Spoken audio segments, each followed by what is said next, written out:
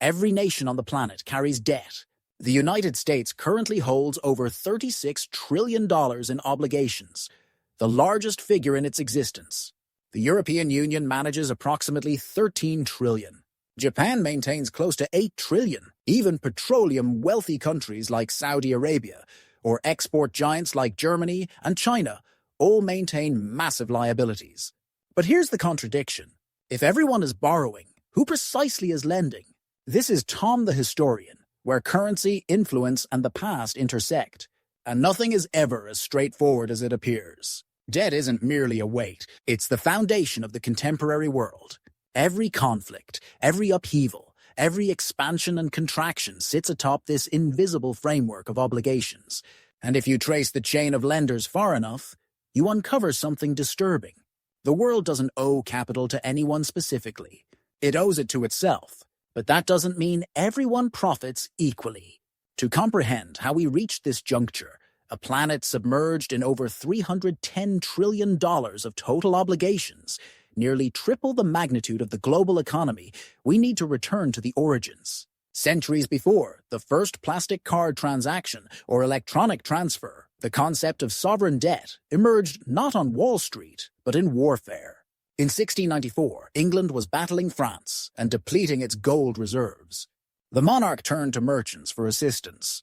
In exchange for a continuous stream of interest payments secured by future taxation, they financed the crown. To administer this new arrangement, the Bank of England was established. It was transformative.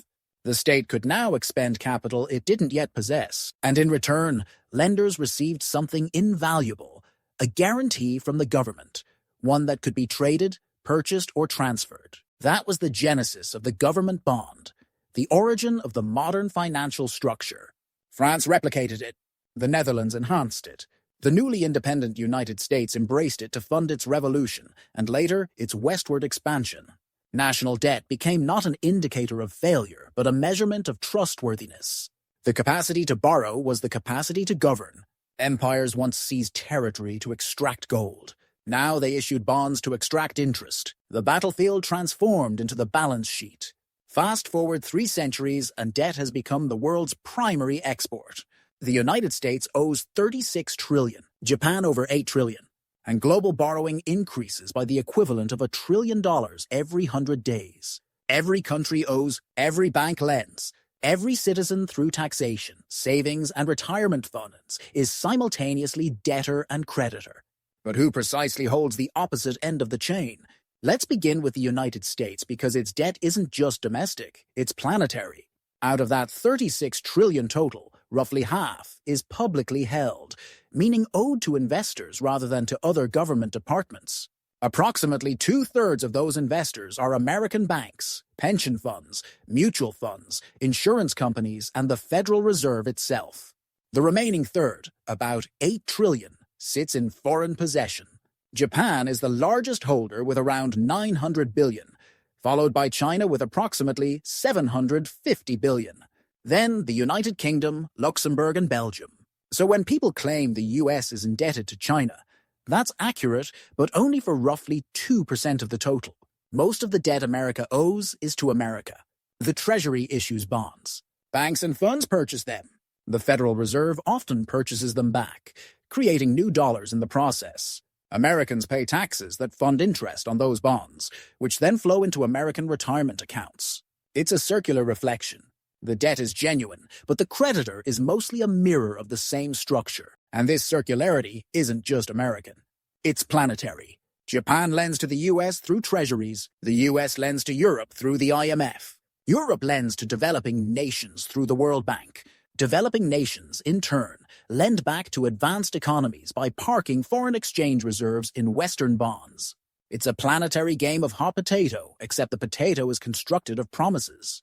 Every country holds someone else's obligation. Every promise is secured by another promise. It's like a card table where every player has borrowed chips from the next. And the only principle keeping the game functioning is that nobody exits. But there's a fourth layer, the most powerful of all, the markets themselves.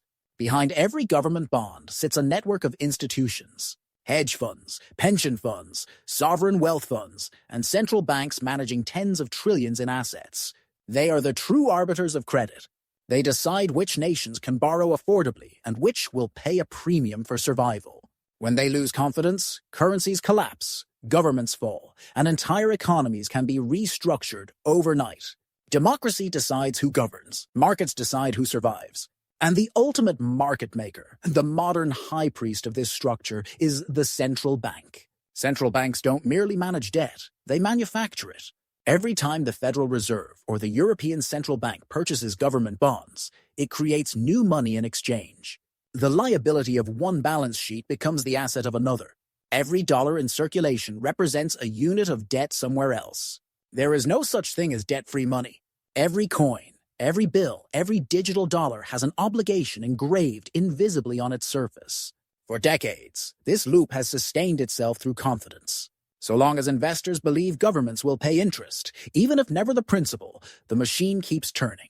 But what happens when confidence wavers? We've witnessed it before. In Greece in 2010, the government's debt became unpayable. Bondholders panicked. Yields spiked. The European Central Bank and IMF intervened. But their rescue came with austerity, tax increases, spending reductions, and mass unemployment. For an entire generation, bailout became another word for sacrifice. In Argentina, repeated defaults transformed debt into a national curse. In Sri Lanka, fuel shortages and political collapse followed when the government exhausted foreign currency to service loans. When the system fractures, the creditors suddenly become visible. The IMF, the rating agencies, the anonymous bondholders who hold entire nations by the throat.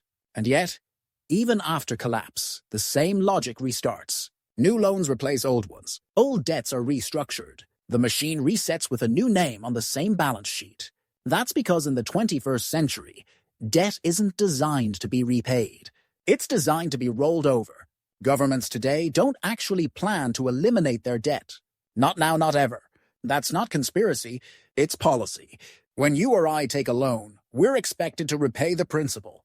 But governments operate differently. They treat debt like a rolling subscription, issuing new bonds to pay off old ones, a process economists call refinancing. Interest becomes the real product, the rent charged for stability. The global economy now depends on that rent, like a shark that must keep swimming to breathe. The global financial system today runs on confidence, not repayment. The United States will never clear its $36 trillion debt. It will refinance it perpetually. Japan has been rolling over its debt for decades, now exceeding 250% of GDP. And yet, its government bond yields remain near zero. Investors aren't waiting to be repaid.